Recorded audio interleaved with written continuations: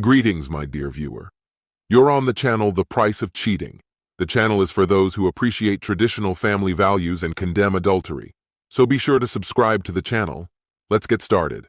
Violet leaned casually against the office kitchen counter, absent-mindedly stirring her third cup of coffee for the day. Outside, the sun began its slow descent, casting warm, golden hues over the cityscape. The hum of her co-workers' chatter filled the room, their conversations laced with excitement over evening plans. Lisa, her vivacious and ever-persistent friend, sidled up to her with a sly grin. "Come on, Vi. One drink won't hurt. It's practically the weekend," Lisa coaxed, her tone as teasing as her sparkling eyes. For a fleeting moment, Violet hesitated. Her recent conversation with Kevin resurfaced, his patient yet firm plea for her to move past late-night outings and prioritize their relationship. She'd promised him, swearing that her days of bar hopping and late-night parties were behind her. But those promises felt distant now, like echoes of someone else's resolve. A familiar restlessness stirred inside her, a craving for the energy of the nightlife she used to embrace so freely. Kevin had never understood what those nights meant to her, how they made her feel alive in ways her monotonous routine couldn't. It wasn't about the drinks or even the music, it was the sheer, unfiltered freedom.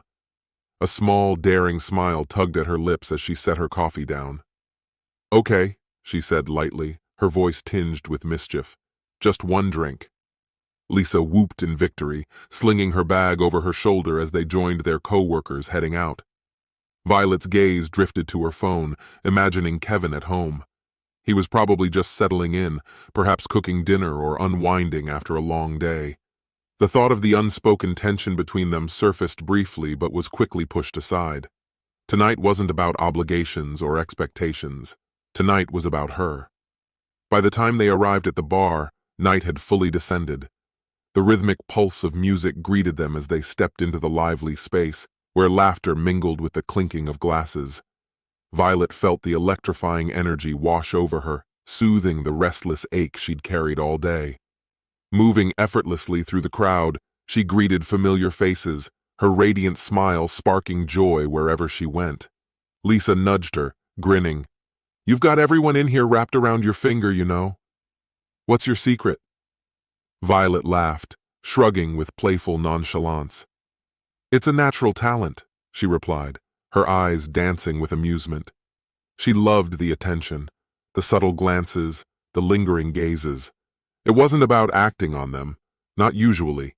It was the thrill of being seen, of being desired. As the night unfolded, she found herself exchanging glances with a tall, self-assured man at the bar. His charm reminded her of the excitement she'd once chased before life settled into its predictable rhythm. For a brief moment, Kevin's worried face flashed in her mind, his voice urging her to grow up, to change. But here, surrounded by laughter and music, that voice felt far away. Time slipped by unnoticed, each hour melting into the next like ice in her glass. Violet reveled in the atmosphere, flitting between conversations and letting her laughter ring out. The earlier guilt over breaking her promise to Kevin evaporated, replaced by the intoxicating joy of living in the moment. One man, Greg, or maybe it was Jeff, stood out. His sharp wit and easy confidence intrigued her. When he asked for her number, she paused briefly, then typed it into his phone. He flashed a triumphant smile, promising to call, and she didn't stop him. When she finally glanced at the time, it was well past midnight. A flicker of irritation crossed her mind as she thought of Kevin, who would undoubtedly have something to say about her choices tonight. To her, his idea of maturity felt more like an excuse for dullness than growth. Shrugging off the thought, Violet downed the last of her drink. The night was still young, or at least it felt that way. Tomorrow could wait. After all, she worked from home, and Fridays were forgiving. It wasn't until nearly 3 a.m. that Violet decided to call it a night. Her mind buzzed pleasantly, and though her steps were steady, she could feel the edges of her limits approaching. When Greg, or Jeff, suggested they go somewhere quieter, just the two of them, she gave him a practiced smile. "Maybe another time," she said, her tone light and noncommittal. The streets were nearly empty as her taxi wound its way through the quiet city.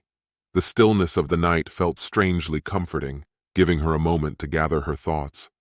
The inevitable confrontation with Kevin loomed in her mind, but instead of fear, she felt a quiet defiance building within her. She rehearsed her responses, crafting the perfect retorts for his predictable accusations. When the taxi finally pulled onto her suburban street, she was relieved to see the house dark. Kevin wasn't waiting up for her, which meant no immediate arguments. She unlocked the door and stepped inside, the soft click of her heels the only sound in the stillness. The silence struck her as she entered the house. It wasn't just dark, it was empty. Kevin wasn't home. For a moment, Violet stood frozen, absorbing the unexpected emptiness. Then a slow, mischievous smile spread across her face. "Perfect," she murmured, kicking off her shoes and sinking into the couch. Stretching out, she let the solitude wrap around her like a comforting blanket. No lectures, no guilt, no expectations. Just her, the quiet, and the undeniable satisfaction of living life on her own terms. Before we proceed, don't forget to subscribe for updates. There's always more to discover. Violet couldn't ignore the persistent tug of curiosity. Kevin's disappearance wasn't typical, and while the silence in the house was a welcome reprieve, an unsettling thought gnawed at her. Where could he be? With a smirk, she dismissed the concern, assuming he was sulking at a friend's house. Still, the question lingered, refusing to be silenced. Restlessness took hold, and Violet began pacing through the house. She checked the bedroom, the office, even the bathroom, each one empty. The garage confirmed it. His car was gone. Strange. Even during their most heated arguments, Kevin never failed to send a text. A faint unease crept in, but Violet quickly shrugged it off. Her wandering brought her to the kitchen, where her steps faltered. On the table, under the dim glow of the nightlight, 3 objects stood out: a pile of divorce papers, a small box containing Kevin's engagement ring, and a meticulously folded letter. Her heart skipped, then steadied as she let out a sharp laugh. "Wow, Kevin," she said, striding to the table. "Quite the production." She picked up the papers and flipped through them under the soft light. A laugh escaped her again, louder this time, echoing in the stillness. "Blackmail and theatrics? Is this your master plan to win me over?" She dropped the papers back onto the table with a smack, her gaze shifting to the ring. "As if this holds any meaning now," she muttered, before her eyes landed on the letter. With a touch of dramatic flair, she unfolded it, leaning against the counter to read. Yet as her eyes scanned the text, the words struck deeper than she had expected. "Violet, I've spent countless nights trying to mend what's broken between us, but I've come to realize I can't fix it on my own. Your actions have become unbearable, and the promises you made, ones I held on to, now feel like lies. I loved you, Violet. I still do. But love demands respect, trust, and effort, things you've stopped giving me. You disregard my feelings as if they're inconsequential.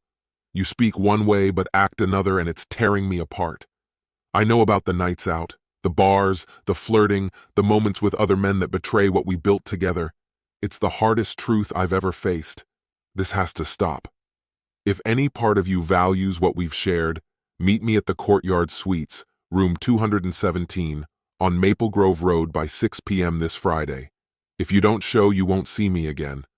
I hope we can resolve this without conflict, but I'm prepared to face the consequences of your choices. The divorce papers are there for you to review. This is serious, Violet. The decision is yours. Kevin." The letter trembled in Violet's hand, her chest tightening momentarily before she dismissed the feeling with a burst of bitter laughter. She crumpled the paper and tossed it to the floor. "Go to hell, Kevin!" she shouted into the emptiness. "What do you even know?" A mocking grin curled her lips as she sneered, "Jon Snow wannabe." Her defiance masked a deeper unease. Kevin's accusations whirled through her mind, blending with a pang of guilt. "Flirting? He doesn't know about Michael, does he?" she murmured. That brief affair had been meaningless, at least that's what she told herself.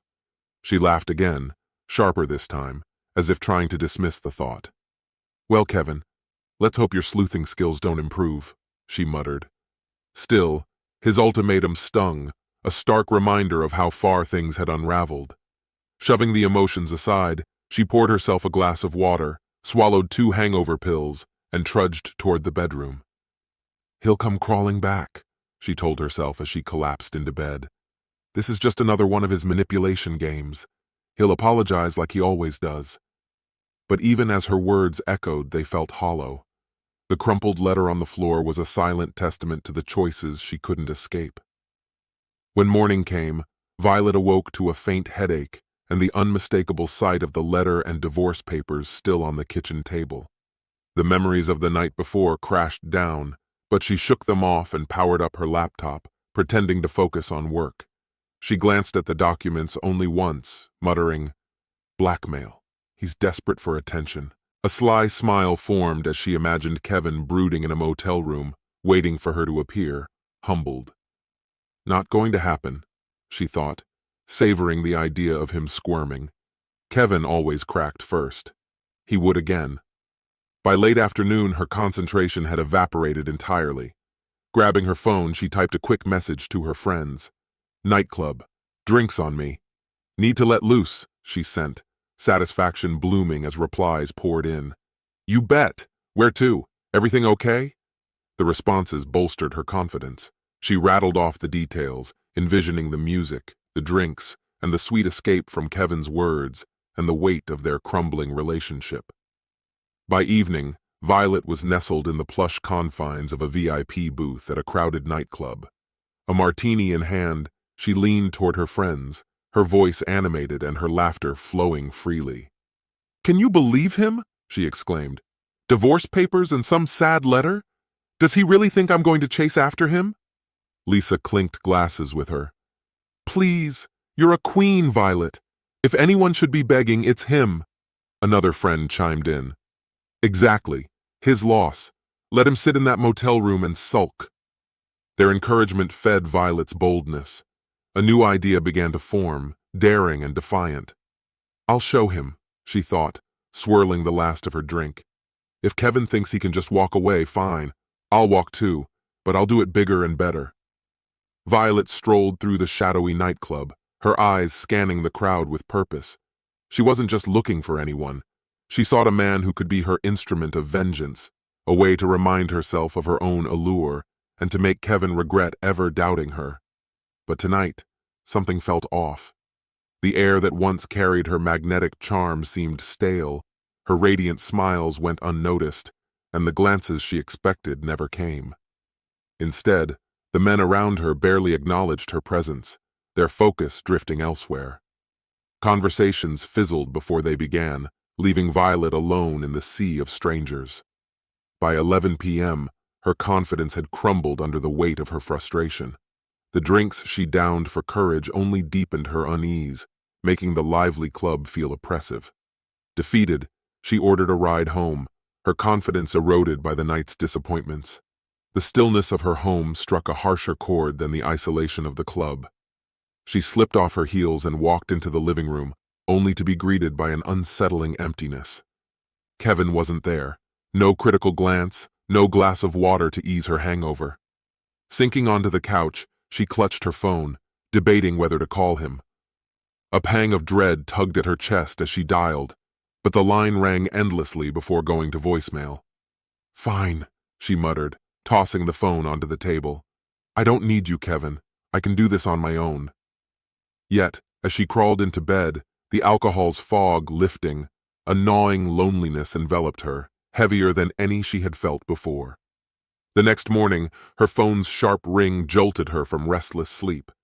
Groggy, she answered. "Hello? Mrs. Violet Tronder?" The voice was clipped and professional. "Yes, speaking," she replied, sitting up. "This is Mark Reynolds, Kevin Tronder's attorney.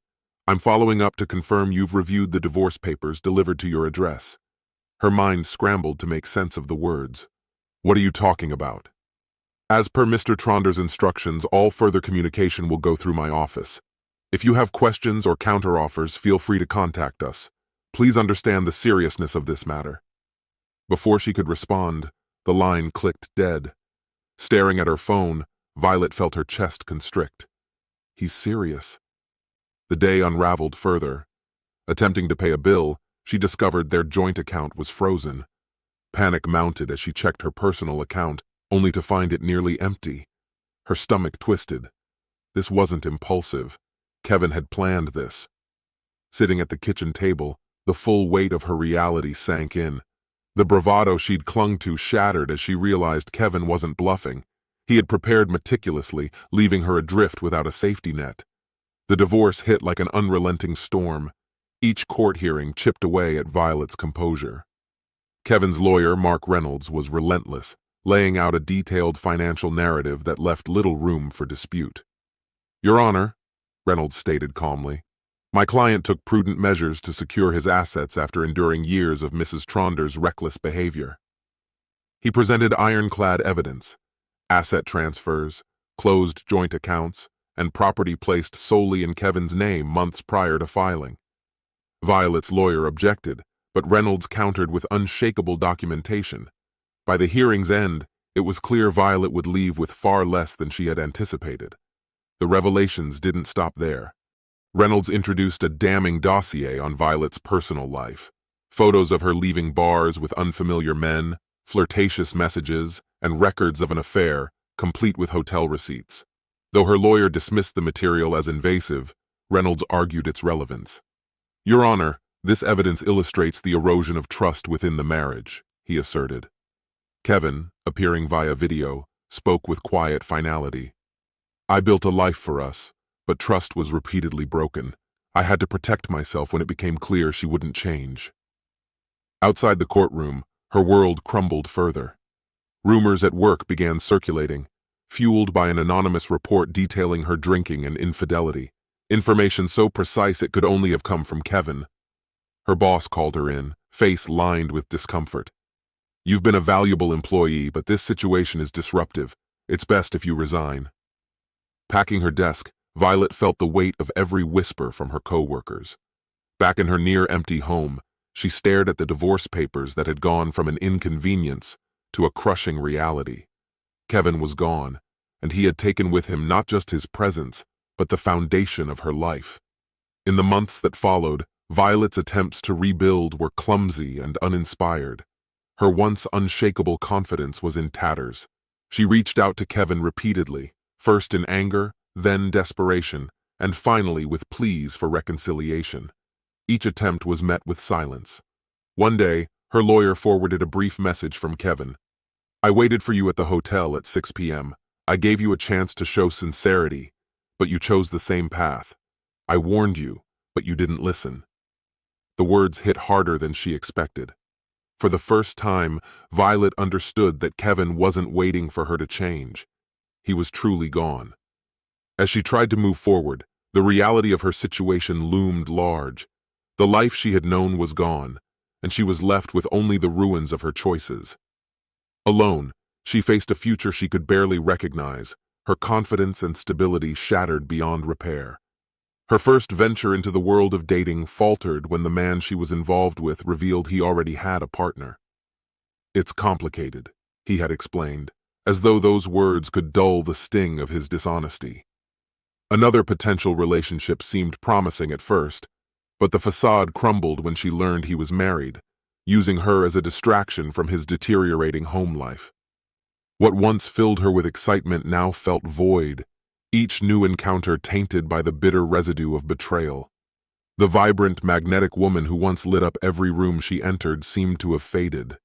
Nights spent at bars, once brimming with the thrill of possibility, now felt empty, colored by loneliness. The drinks she once enjoyed for their effervescence now served only to dull the ache of her growing disillusionment. One quiet evening, Violet found herself alone in her dimly lit living room, her phone in hand, scrolling without purpose. Her thumb paused over old photographs, moments frozen in time from a life that felt like someone else's. Among them was an image of her and Kevin. His quiet strength stood in stark contrast to her lively exuberance, a balance she hadn't fully appreciated until now. For the first time, she truly acknowledged what she had once dismissed: his steady patience, his quiet dedication, and the quiet love that had always been there. Tears welled up and spilled over, and she didn't hold them back. She let the emotion course through her, realizing that the life she mourned hadn't been stolen from her. It had disintegrated bit by bit through her own decisions, until there was nothing left to stand on. Violet still saw herself as a queen in her mind's eye, but her throne was frozen, her crown unbearably heavy, and her once thriving kingdom had become an empty, barren wasteland. This concludes the story. If you like it, then put your powerful like and subscribe to the channel.